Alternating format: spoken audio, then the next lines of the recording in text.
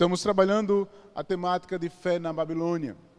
Caminhamos até agora no capítulo 2, capítulo 1 e capítulo 2, e agora nós vamos iniciar o capítulo 3. E talvez você não tenha acompanhado a série, mas eu gostaria então apenas de fazer um pequeno resumo do que até agora nós ministramos. Nós entendemos que este nome Babilônia, para muitos, alguns estão se familiarizando com esse termo agora, mas Babilônia, na verdade, é uma cidade, é um império que se levanta contra, na verdade, Jerusalém, o Reino do Sul. Esse império se levanta dominando aquela região do Oriente Médio, de modo que leva o povo de Deus cativo para a terra de Babilônia.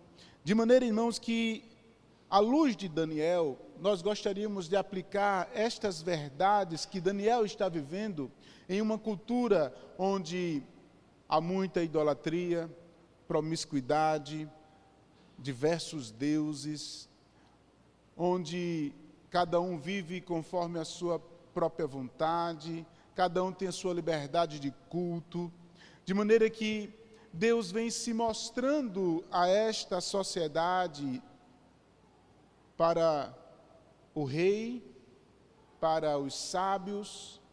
Ele é um Deus que intervém na história, Ele é um Deus que se revela, Ele é um Deus que vem trazendo e aproximando as pessoas dEle. Daniel, então, está numa cultura totalmente diferente. E é muito semelhante ao que nós estamos vendo hoje. Estamos vendo um ambiente em que a maioria das pessoas são hostis às verdades bíblicas, negam a verdade de Deus, não querem saber do Deus Criador dos céus e da terra. Até mesmo alguns que se dizem cristãos estão vivendo hoje muito, mas muito longe da vontade de Deus para as suas vidas. E essa é uma realidade que nós estamos vivendo nos nossos dias. Mas eu queria que você hoje fosse conduzido a entender esse texto por duas maneiras. O capítulo 3, ele está inserido dentro de um contexto bem interessante. Quando o capítulo 1 narra a história dos 4 jovens sendo trazidos para a Babilônia, no capítulo 2, nós vamos perceber a história do sonho em que o rei tem e é perturbado por este sonho, e aí Deus então se revela, mostrando então, através de Daniel, o Deus Criador dos céus e da terra e que revela mistérios. No capítulo 3, nós vamos ter então o momento de uma loucura, a loucura do rei. Esse rei agora, talvez agora com o entendimento da revelação do sonho, onde o sonho mostrou que ele era a cabeça de ouro, ele talvez não tenha aceitado ser apenas a cabeça, ele queria ser o corpo todo. E é exatamente isso que ele faz. Ele faz então uma grande estátua extremamente grande, em uma planície onde todos a quilômetros poderiam ver, uma estátua de 25 metros de altura, com mais de 7 metros de largura, toda forjada em ouro, para mostrar a deidade que ele queria e trazer para ele e para os seus deuses idolatria. Eu convido você a ler comigo o capítulo 3, a partir do verso 1. Daniel, capítulo 3, a partir do verso 1, diz assim: O rei Nabucodonosor fez uma imagem de ouro que tinha 70 côvados de altura e 26 metros de largura. E 6 metros de largura. Levantou no campo de Dura, na província da Babilônia. Então o rei Nabucodonosor mandou ajuntar os sátrapas, os prefeitos, os governadores, os juízes, os tesoureiros, os magistrados, os conselheiros e todos os oficiais da província, para que viesse a consagração da imagem que o rei Nabucodonosor tinha levantado.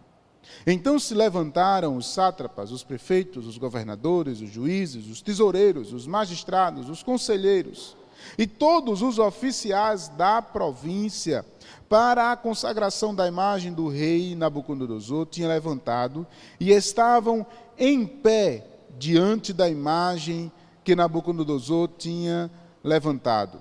Nisto, o arauto apregoava em alta voz: ordena-se a vós outros, ó povos, nações, homens de todas as línguas, no momento em que ouvires o som da trombeta, do pífaro, da harpa, da cítara, do saltério, da gaita, de foles e de todas as sortes de música, vos prostrareis e adorareis a imagem de ouro que o rei Nabucodonosor levantou. Qualquer que se não prostrar e não adorar, será no mesmo instante lançado na fornalha de fogo ardente. Portanto, quando todos os povos ouviram o som da trombeta, do pífaro, da harpa, da cítara, do saltério e de toda sorte de música, se prostraram os povos, as nações e homens de todas as línguas e adoraram a imagem de ouro que o rei Nabucodonosor tinha levantado. Vamos orar? Deus, nesta manhã, queremos te pedir, Senhor, conduz, ó Deus, a nossa reflexão para a glória do teu nome. Queremos, ó Deus, te pedir que o Senhor possa nos fazer refletir sobre a nossa vida e sobre o Deus que nós adoramos, para a glória do teu nome. Fica conosco, Deus, em nome de Jesus. Amém. Irmãos, uma palavra que aos poucos eu tenho falado, até mesmo repetido aqui, talvez seja a palavra cosmovisão. A palavra cosmovisão, ela traz uma ideia de como nós vemos o mundo. Num dos sermões anteriores, nós falamos sobre os sábios. E quando o rei, ele pede então que os sábios adivinhem, revelem o sonho, os sábios pedem então para que eles digam: rei, nos diga o sonho para que nós possamos interpretar. A fala destes sábios é o seguinte: rei, nenhum homem na face da terra pode fazer isso, porque só quem pode fazer isso são os deuses. Mas tem um detalhe: eles não se encontram, eles não habitam entre nós. Essa fala dos deuses não habitarem entre eles revela então a cosmovisão que eles tinham de deuses e deles mesmos. De tal maneira que nos faz refletir a uma pergunta que o salmista faz lá no seu salmo, no Salmo 115, com uma pergunta que suscita e diz assim: onde está o teu Deus? Essa pergunta, ela revela para nós a ideia de que ou nós conhecemos o Deus a quem servimos, ou nós não conhecemos o Deus a quem servimos. Mas há um detalhe: conhecendo ou não conhecendo, nós fomos criados para sermos adoradores. Quando nós vamos perceber no relato da criação, Gênesis nos revela que Deus nos criou segundo a sua imagem e semelhança, com um propósito para refletir a sua glória, com um propósito de sermos então o brilho, a primazia da criação, de modo que em nós está carimbado, em nós está embutido essa adoração, de tal maneira que eu e você, querendo ou não, todos que são criados são adoradores. Se você adora a Deus, o Deus verdadeiro, glória a Deus por isso. Mas se você não adora ao Deus, você adora a alguma coisa. Você vai perceber isso em todas as religiões. Até mesmo os ateus não têm como não provar a não existência de Deus, de tal maneira que eles acreditam e se prostram e têm fé na existência, ou na verdade, na não existência de um Deus que criou eles. Então todos nós estamos adorando alguma coisa, por sermos, por natureza, adoradores. O problema, irmãos, é que o próprio Adão, ele cometeu um pecado que para nós agora, recebidos por herança, nos tornando agora pecadores como ele, em vez dele adorar por obediência, ele resolve então pecar e se tornar um adorador de si próprio. Ele tira Deus do centro e coloca o homem. E ao longo da história nós vamos perceber que o homem começa então a atrair para si a adoração. Você vai ver, por exemplo, com o próprio fundador da Babilônia. Nimrod, ele é exatamente aquele que é descrito no livro de Gênesis como alguém que é diante do Senhor, mas não como alguém que se prostra, como alguém que adora a Deus, não, mas como alguém que é contra a posição de Deus, é alguém que é contra Deus. Então ele começa a caçar homens para adorar ele, e ele se torna um dos primeiros homens a se tornarem grandes homens, e ele vai começar a criar estátuas dele mesmo, para começar então a atrair adoração para si. Então, o que nós acabamos de ler no livro de Daniel capítulo 3, na verdade é uma repetição de algo que já vinha acontecendo há anos.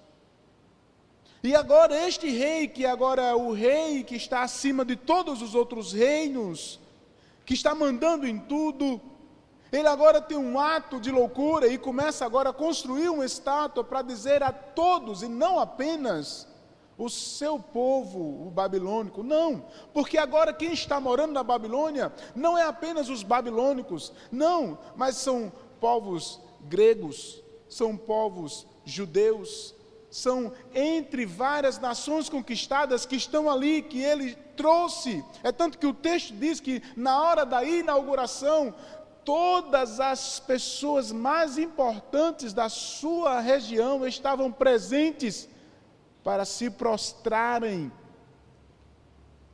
diante da estátua que ele fez. Todas as nações, todas as línguas, é o que o texto diz. Irmãos, é algo interessante que quando se faz algo muito grande assim, quando, por exemplo, uma empresa vai fazer uma inauguração ou vai colocar algo para ser vendido, ele não faz em qualquer lugar. Ele tem que fazer em um lugar muito especial. Ele tem que fazer para que muitas pessoas vejam, porque ele está fazendo a melhor coisa, aquilo que seria o melhor produto dele, seja um carro, seja um smartphone, seja um tablet, seja qualquer outra coisa que nós percebemos nos nossos dias, todos estão fazendo isso, algo de grandioso, algo muito grande, para que todos possam ver. Parece que estamos herdando isso da Babilônia, de modo que este rei, muito sábio, inteligente, astuto, levanta algo gigantesco em uma planície chamada Dura, para que pessoas que estão a quilômetros dele pudessem então visualizar a estátua e pudessem se prostrar e adorar. Essa prática de adoração a deuses, não ao nosso Deus Todo-Poderoso, é chamada de idolatria. Idolatria, irmãos, é algo que por muitas vezes nós não falamos, as pessoas não se comunicam, as pessoas não falam sobre isso.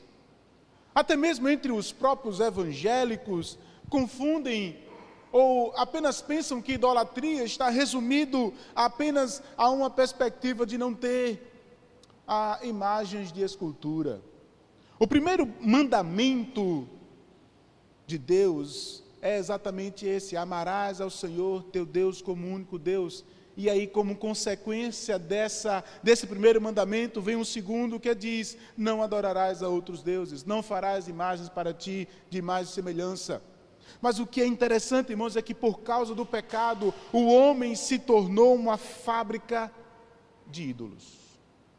É o que o Tim Keller, no seu livro chamado Falsos Deuses, ele reflete muito bem essa ideia de que nós nos tornamos agora uma mente, um coração que fabrica ídolos constantemente. E ídolos, irmãos, é algo que é muito importante nós termos como identificar. Mas antes de identificarmos essa perspectiva dos ídolos, eu queria mostrar para vocês o contexto em que Daniel estava vivendo. E eu queria que você abrisse um texto comigo. Abra o texto de Isaías, capítulo 6. Eu queria que você lesse comigo esse texto. Antes de Isaías capítulo 6, na verdade, eu queria que você lesse comigo Isaías capítulo 2, o verso 7. Isaías, preste atenção, Isaías é um profeta que vive mais ou menos entre 100 ou 70 anos antes da invasão de Nabucodonosor a Jerusalém. Como é que estava Jerusalém?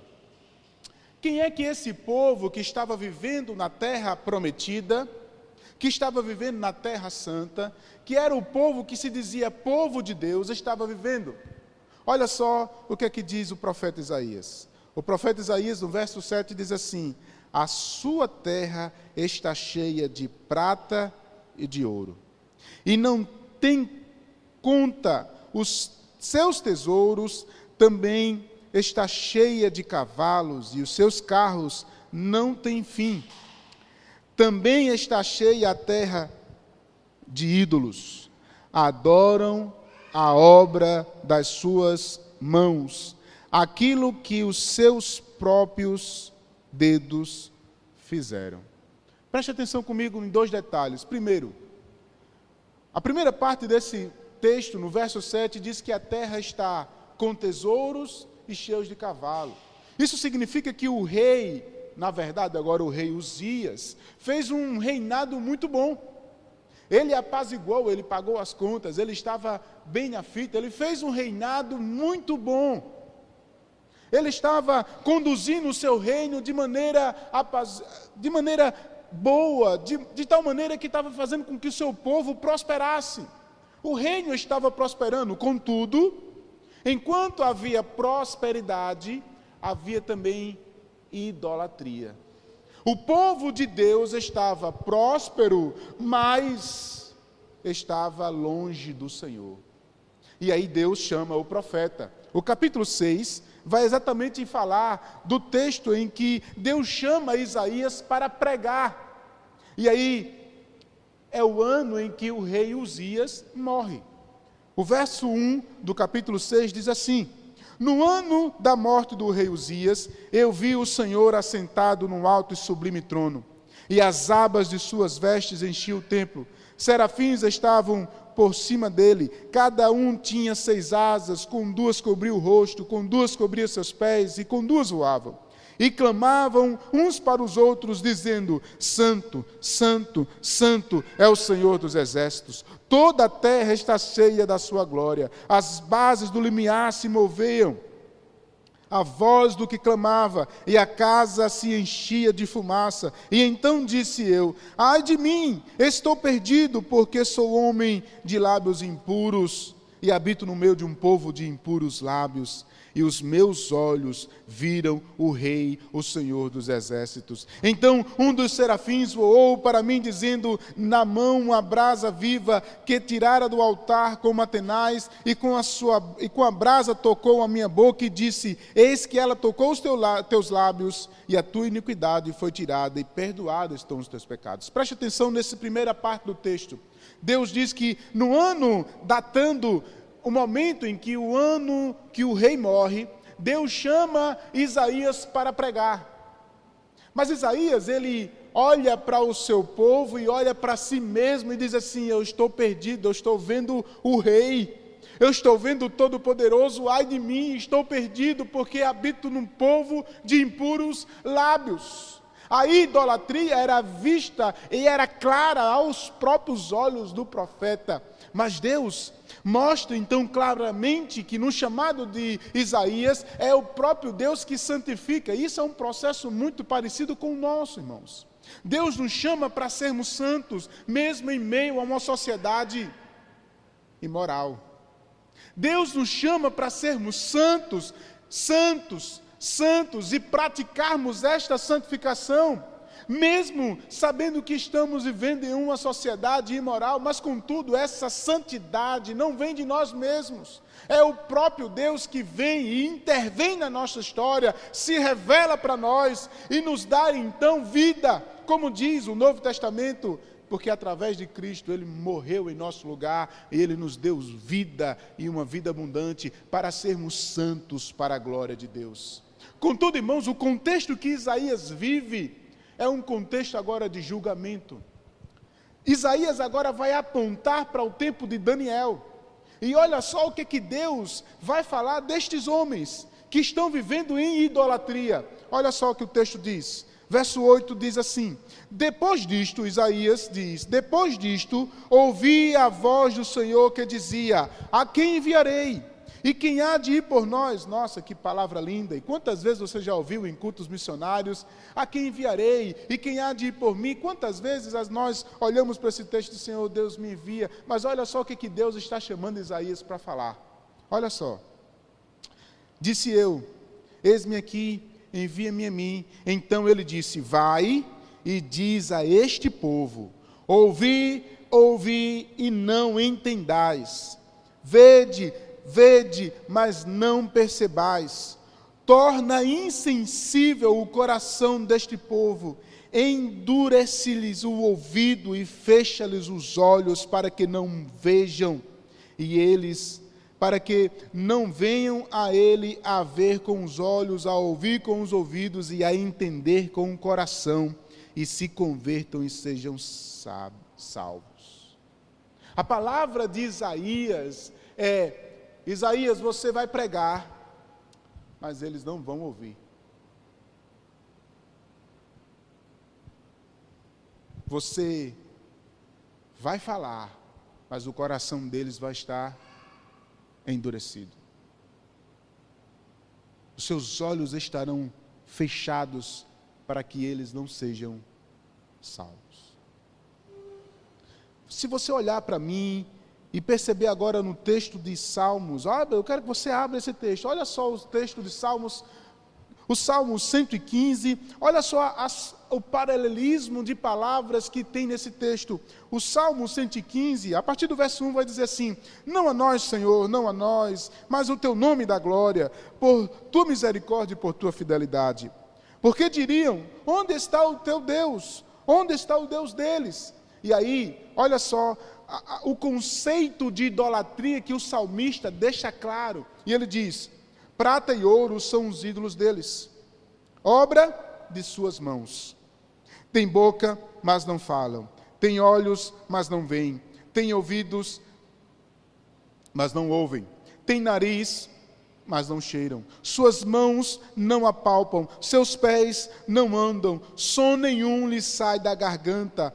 Tornem-se semelhantes a eles todos os que fazem e quantos neles confiam. Preste atenção nesse último verso.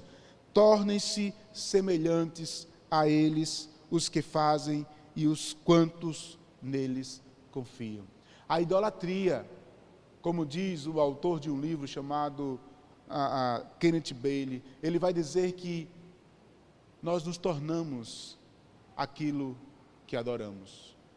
O texto bíblico diz exatamente o prefácio do juízo de Deus sobre o povo. Isaías está pregando agora o juízo de Deus sobre eles. Eu vou pregar, mas vocês não vão ouvir, vocês não vão ver, vocês não vão perceber, porque vocês estão vivendo como seus deuses. Essa mensagem da idolatria, irmãos, mostra para nós que vivemos em um mundo muito semelhante, onde as pessoas não conseguem ver com os seus próprios olhos, não conseguem ouvir com os seus próprios ouvidos. O conceito de idolatria, irmãos, tem sido vivido hoje nos nossos dias, e era vivido nos dias de Isaías, e foi profetizado para o tempo de Daniel. Porque o povo foi para a Babilônia. Se você ler agora Isaías, voltando para o capítulo 6, Isaías, ele vai questionar Deus, ele vai dizer: Senhor, até quando eu vou pregar dessa forma? Até quando? Ele diz, olha aqui comigo, verso 11, então disse eu, até quando, Senhor? E ele respondeu, até que sejam desoladas as cidades, fiquem sem habitantes, as casas fiquem sem moradores, e a terra seja assolada. Em outras palavras, até que Nabucodonosor venha e destrua tudo. Como consequência da idolatria, irmãos, o povo foi tirado da terra prometida. Algo semelhante aconteceu exatamente com o primeiro pecado. Quando Adão pecou, ele foi expulso do paraíso.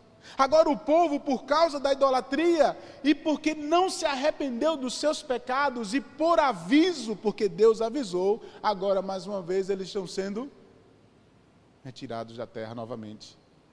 Jeremias vai completar esta visão, vai completar essa profecia, dizendo que eles vão passar por um tempo de 70 anos, até que eles voltem, entendendo que só existe um Deus sobre a vida deles. Agora, irmãos, como identificar os ídolos que nós temos? Tim Keller, ele vai nos auxiliar nisso quando a gente começa a perceber que hoje nós temos muitos ídolos. Há, irmãos, ídolos intelectuais, há ídolos, irmãos, nessa perspectiva da sociedade cultural, ainda há ídolos que nós temos, tanto culturais, tanto voltados para a sociedade, quanto para a intelectualidade. Se eu penso em algo cultural, você vai poder pensar, por exemplo, no poder, na ganância, na fama. Mas, quando eu penso na sociedade, eu vou pensar no meu trabalho, na minha família, nas minhas realizações, na minha própria vida moral. Você está querendo dizer, pastor, que nós criamos ídolos? Sim, estou dizendo que nós somos uma fábrica de ídolos. E que por muitas vezes nós tiramos o nosso Deus e colocamos outro Deus no lugar. Ídolo, irmãos, é algo mais importante para você do que Deus. Qualquer coisa que absorva o seu coração e a sua imaginação mais do que Deus, é qualquer coisa que você procura dar como se fosse a Deus. Se você for tirado, você vai sentir falta, vai ter abstinência. São coisas tão sutis, irmãos, que nós colocamos essas coisas e nós substituímos o nosso próprio Deus. Nós vivemos hoje um evangelicalismo idólatra, onde as pessoas estão buscando os melhores pregadores. E o próprio evangelho falso está pronunciando isso. Quando na verdade, irmãos, não deveria ter destaques. Quando na verdade, irmãos, eu preciso entender que os nossos ídolos precisam cair por terra e que nós devemos ser representantes da glória de Deus nesse lugar, luz para as nações, luz para aqueles que não acreditam, onde nós deveríamos cada vez mais refletir a glória e ser luz para as nações, por muitas vezes nós estamos cada vez mais nos afundando e nos escondendo, vivendo para dentro de si, criando ídolos. Ídolos do trabalho, onde eu não dependo de Deus, eu dependo do trabalho. ídolos do sexo, onde as pessoas estão voltadas para o sexo. Irmãos, há um mundo no sexo. Pornografias. Homens, mulheres, que estão voltados e caídos nisso e que não passam um dia sem observar essas coisas, sem participar, sem comprar.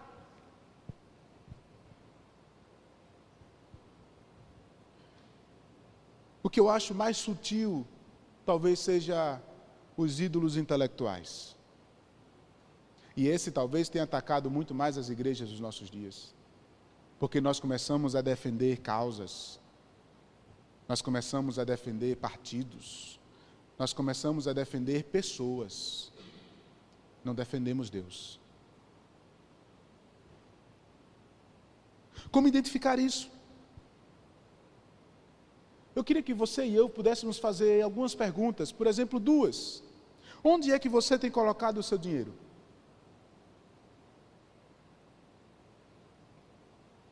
Onde é que o seu dinheiro está sendo mais gasto? A Bíblia diz assim, onde está o teu coração, aí está o teu tesouro.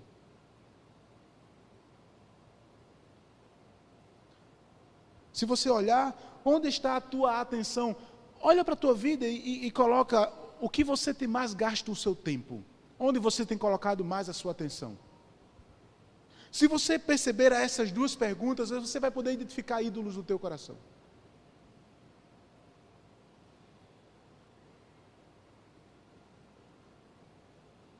A gente olha para a história de Daniel, achamos aquilo arbitrário. Achamos aquilo um absurdo. Mas preste atenção, vai sair o iPhone 12. Nem sei se vai sair, né? Uma multidão de pessoas vão começar a tirar do seu bolso para dar atenção e dinheiro. Eu tenho meu carro, está bem, está funcionando, mas saiu um carro mais novo. Eu vou tirar do meu bolso e vou dar a minha atenção. Eu estou dando exemplos, irmãos, do que acontece semelhante. Quantas vezes nós deixamos de cultuar porque damos atenção a outras coisas? Quantas vezes nós deixamos de estar servindo a Deus porque estamos dando prioridade a outras pessoas? Porque Deus, irmãos, eu posso colocar de lado, mas as outras coisas não. Isso tudo revela para nós conceitos da idolatria, consequências disso. A consequência disso, irmãos, é um coração endurecido. A consequência é Deus falar e você não ouvir. Se você for agora para Romanos capítulo 1, você vai ver lá em Romanos capítulo 1, reflexo da ira de Deus sobre aquele povo. Deus diz assim, porque vocês são idólatras, andem conforme as suas próprias vontades. Isso tudo, irmãos, é por causa da idolatria. Precisamos fazer uma autoanálise para, por fim, conhecer o nosso verdadeiro Deus e o adorá-lo. Idolatria não é apenas uma falha de obediência. Idolatria é uma configuração de todo o coração pecaminoso em algo além de Deus. Eu e você já nascemos no pecado, e como no pecado, o nosso coração, que deveria adorar a Deus, nasce idólatra. E aí nós adoramos a quem amamos, dando toda a irreal atenção a essa pessoa. Deixamos de cultuar porque estamos amando. Aí nós adoramos o trabalho, deixamos de fazer as coisas para Deus e de servir e de ser para Ele e viver de forma conforme ao Senhor. Não estou falando apenas, irmãos, de vir para o culto, não. Estou falando de dar adoração. Uma importância como Deus. Quem não pode faltar na tua vida é Deus. Nada e ninguém vai satisfazer o teu coração. John Piper, ele diz algo muito interessante quando ele diz assim: nós só somos plenos e satisfeitos em Deus. Nada que este mundo idólatra poderá colocar para você vai colocar a felicidade verdadeira no seu coração. Porque eu e você só vamos ser plenos e satisfeitos. Mas espera aí, casar é bom, amar é bom, trabalhar é bom e deve, porque isso é princípio bíblico para nós. Mas nenhuma dessas coisas, ou qualquer outra que talvez esteja chamando a tua atenção, pode substituir Deus na tua vida. Agora a pergunta fica para nós terminarmos. Como então conhecer a Deus? Eu volto para Daniel, porque olhando para o caso de Daniel, você vai perceber então 3 jovens.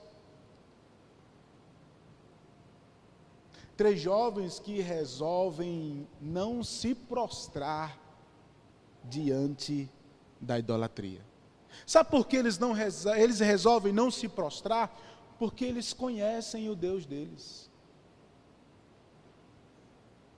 A sua confiança não está na vida, e preste atenção, possivelmente eles tinham família naquele lugar. E como representantes sábios, eles estavam ali, e se eles não adorassem a imagem, eles iriam para a fornalha.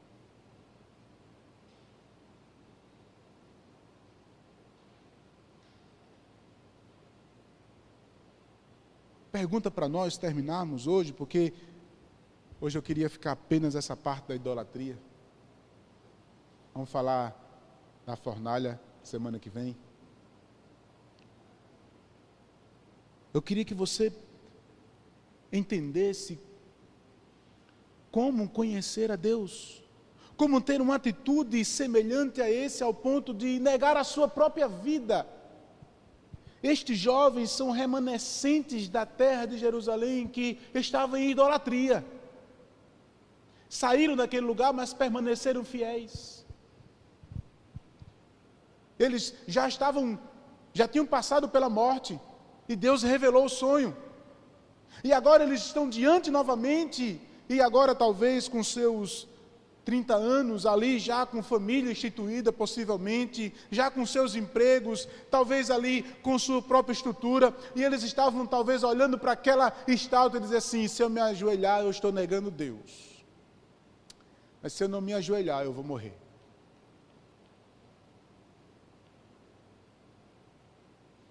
Se eu me ajoelhar, eu estou negando o Deus que me salvou até agora, o Deus que me deu a vida, o Deus que me salvou. Mas se eu não me ajoelhar, eu vou perder a vida. O que faz um homem negar-se a si mesmo e então a tão ponto servir a Deus em cumprir com obediência e não negar ao Senhor? Eu olho para os nossos dias, irmãos, hoje as pessoas estão indo para as igrejas, olhando para as igrejas, caminhando pelas igrejas, mas não servem a Deus, não vivem para Deus, porque talvez, irmãos, não conhecem Deus. Pessoas que não conhecem as Escrituras, e eu cito, por exemplo, um casal que eu estava conversando, e aí, na sua conversa, eles me dizem: fazem 10 anos que eu estou indo para a igreja. E aí eu faço algumas perguntas da Bíblia para esses 2 casais, para esse casal, na verdade.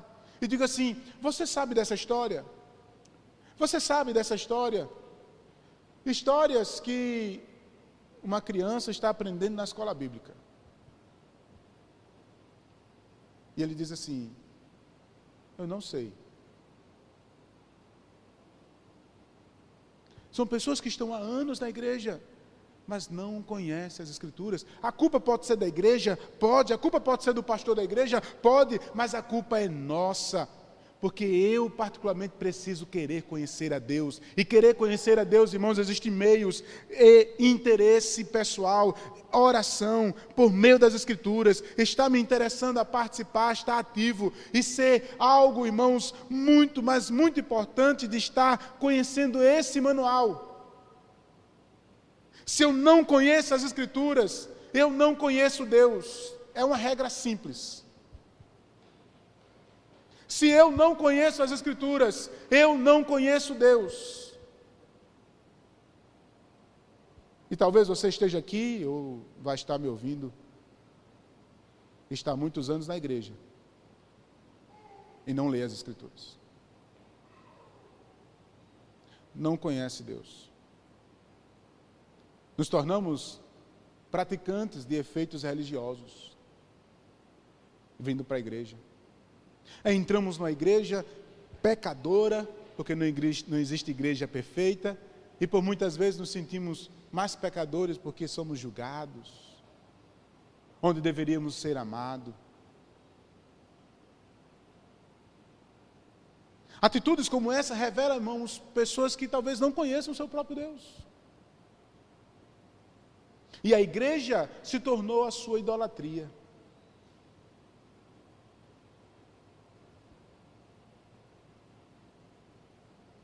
Precisamos olhar e perceber o que é idolatria, quais são os nossos ídolos e quem é o nosso verdadeiro Deus. Esse é o seu desafio nesta sociedade em que vivemos, que nega Deus, da qual você que diz que conhece o Deus verdadeiro, que te chamou para viver para a glória dele e adorá-lo exclusivamente. Procure conhecer mais o seu Deus.